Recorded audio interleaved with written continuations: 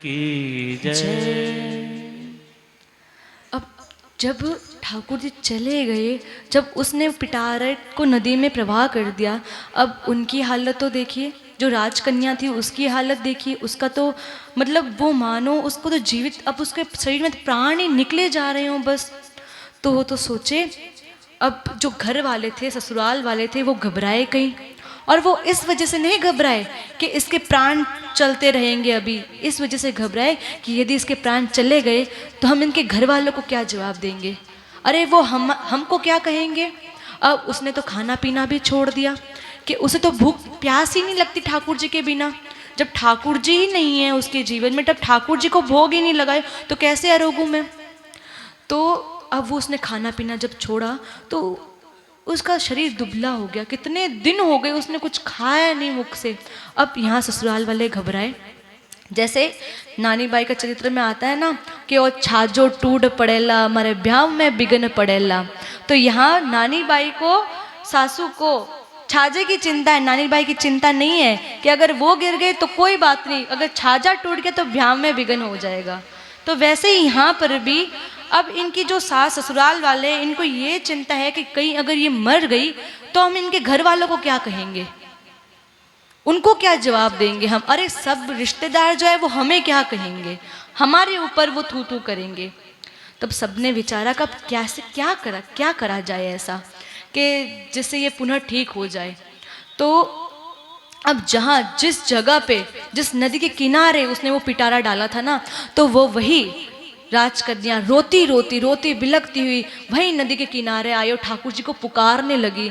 और जो इतनी करुण भाव से, मानो इसी क्षण मेरे प्राण निकल जाएंगे अगर ठाकुर जी नहीं आए तो। वो जब करुण भाव आया, जो उसी क्षण ठाकुर जी प्रकट हो गई उसी पिटारे से और उसका आलिंगन कर लिया ठाकुर जी ने। ठाकुर जी ने कहा, मैं तो रह ही नहीं सकता अपने भक्तों के बिना, बस एक ऐसी पुकार चाहिए, एक ऐसी करुण पुकार चाहिए, एक ऐसा भाव चाहिए। जब वो भाव आ जाएगा ठाकुर जी तुरंत ही प्रकट हो जाएंगे। ऐसे भाव चाहिए ठाकुर जी को, तो ऐसे भाव प्रिय हैं। और ये भी ऐसे भाव कैसे आते हैं कि हम इसी जन्म में हमें मनुष्य तन मिला है, हमें चलो भागवत का भी संग मिल रहा है हमको, हम मंदिर भी जाते हैं, हम हमारे घर पे भी ठाकुर सेवा मिली है हमें, तो हम इसी जन्म में ऐसा क्यों नहीं करें कि ठाकुर जी मिल जाए तो पुनः हमें जन्म ही ना लेना पड़े, पुनः इस दुखालय में आना ही ना पड़े।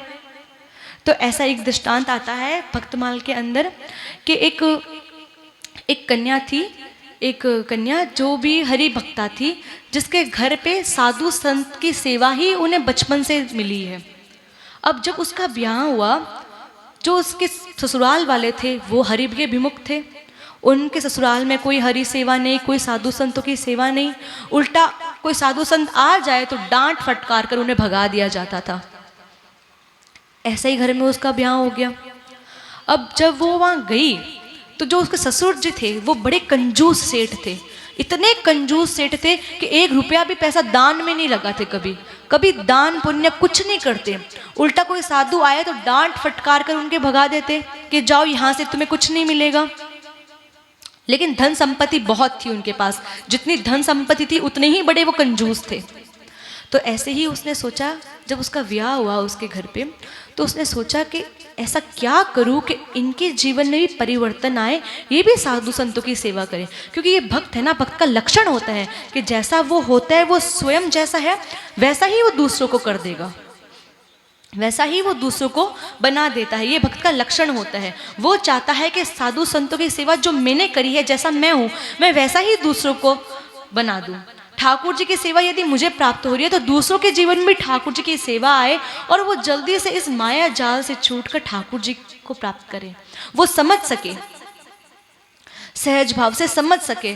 हम नहीं जाते ठाकुर जी, हम तो माया जाल में फंसे हुए, हम कभी कुछ करते हैं कभी कुछ करते हैं, हम सोचते हैं कि चलो कल से मंदिर जाएंगे, पर हम जाते ही नहीं कभी मंदिर। चलो कथा सुनने जाएंगे, कल कहाँ कथा हो रही है हम सुनने जाएंगे, हम जाते ही नहीं हैं, क्यों, हम ऐसे ही फंसे हुए हैं। और ठाकुर जी गीता में स्वयं कहते हैं, सर्वधर्मान परित्यज्य मामेकम शरणम व्रज अहम तासुर पापेभ्यो मोक्षयिष्यामि महाशुचम्।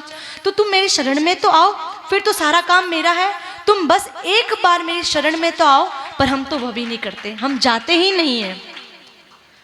ठाकुर जी कहते तुम बस एक बार मेरी शरण में आ जा, सब छोड़ के, फिर सारी काम मेरे, सारी जिम्मेवारी मेरी है।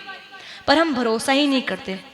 हम कहते हैं कि हमें पूरा भरोसा है ठाकुर जी के ऊपर, वो जैसा करेंगे वही ठीक है, पर हम वो भरोसा भी नहीं करते। हम बस ऊपर से दिखाते हैं ठाकुर से। कहीं कोई बड़ा काम आ जाए, अरे हम ऐसे आतुर हो जाते हैं, अरे काम कैसे होगा, और उसी वक्त अगर उस व्यक्ति को कोई कह दे तो शांति रख, ठाकुर जी संभाल लेंगे। कैसे ठाकुर जी संभाल लेंगे, ये बोलने से कुछ नहीं होता, काम करने से होता है। हम ये जवाब देते हैं उल्टा उसको, क्योंकि यही बात सत्य है ये, क्योंकि हम भरोसा पूर्ण तरीके से भरोसा नहीं करते। और जब पूर्ण भरोसा नहीं होगा तो ठाकुर जी कहते हैं फिर तू ही कर, मैं क्यों आऊं, फिर तू ही कर। नरसिंह जी ने पूर्ण विश्वास, पूर्ण भरोसा किया तो ठाकुर जी आए उनका मायरा भरने, नानी बाई का मायरा भरने के लिए। ये था भरोसा उनका। पर हम क्या करते हैं, ये काम है, अरे काम हो जाए। जब काम हो जाता है, ठाकुर जी करवा देते हैं वो काम, फिर क्या कहते हैं, अरे हमने इतने यत्न किए फिर ये काम हुआ है, हमने ये यत्न करें फिर ये काम ऐसा हुआ है। हम शुक्रिया भी नहीं करते, हम मानते भी नहीं है कि ये काम उन्होंने कराया, हम भरोसा भी नहीं करते। तो ऐसे ही कि ये जो महिला थी, अब इसने ठान लिया कि जैसी अब मैं संतों की सेवा हमने पाई है जीवन में, हम ऐसे ही इन सबके जीवन में भी साधु संतों की सेवा लेकर आएंगे अवश्य। तो उसने क्या करा कि अब साधु संत तो आते ही रहते थे उसके घर पर, निकलते थे उस नगर से। तो जब एक कोई साधु आया तो उसने इतनी जोर से उस साधु को जवाब दिया ताकि सुन सके। हमें भी यदि किसी को कोई बात सुनानी हो ना, हम किसी तीसरे को कहते हैं बात, कि ताकि वो सुन ले कि ये मैं बात उसे ही कह रहा हूँ, हम तीसरे को ये बात कहते हैं।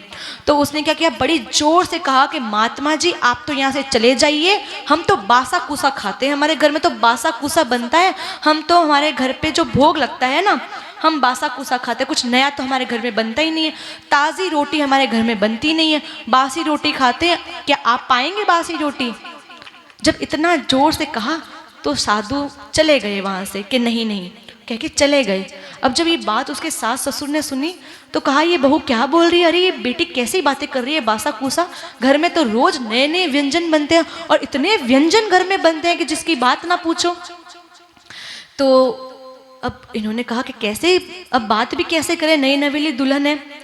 तो ऐसा एक बार हुआ, अब रोजाना कोई साधु आता उनसे चिक चिक कर कह दिया आप चले जाइए, हम तो बासा कुसा खाते हैं, क्या आप भी बासी रोटी खाएंगे, हम तो ऐसी ही रोटी खाते हैं जो बासी है, हमारे घर में तो कुछ नया भोग बनता ही नहीं है।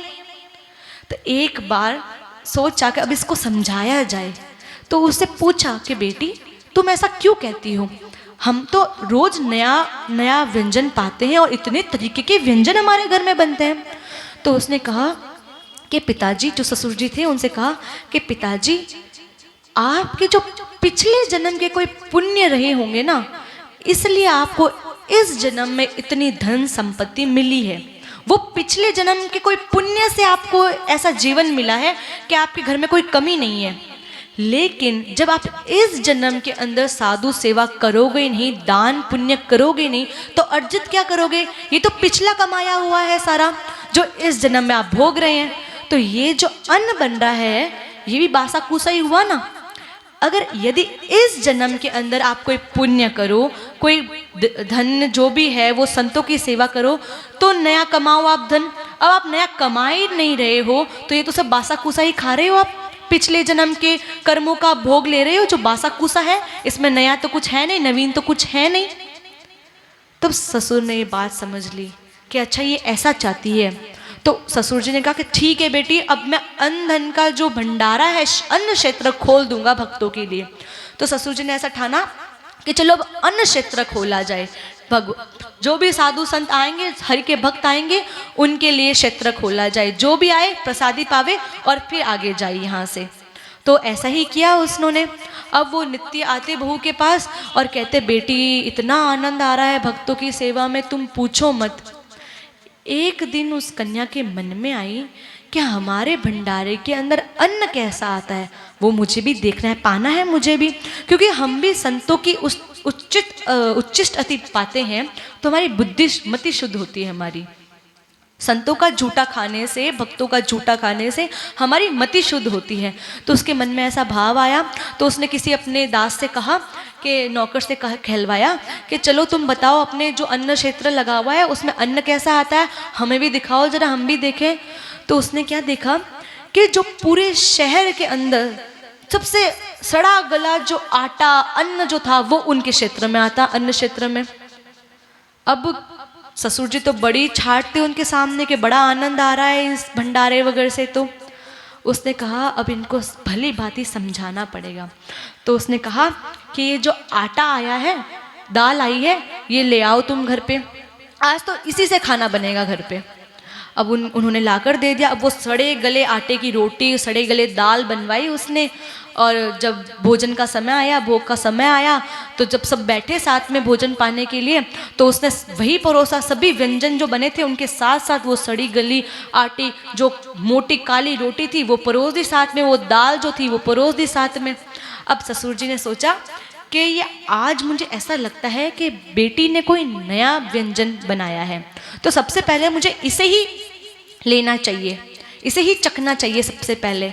तो उन्होंने चाहा कि आज तो सबसे पहले मैं इसी से भोग की शुरुआत करता हूँ भोजन की। जैसे ही उन्होंने एक कौर मुंह में लेना चाहा तो तुरंत ही इतना कड़वा वो थू थू करके कहने लगे, बेटी ये क्या है, ये तूने सड़े गले आटे की रोटी कैसे बनाई है तूने।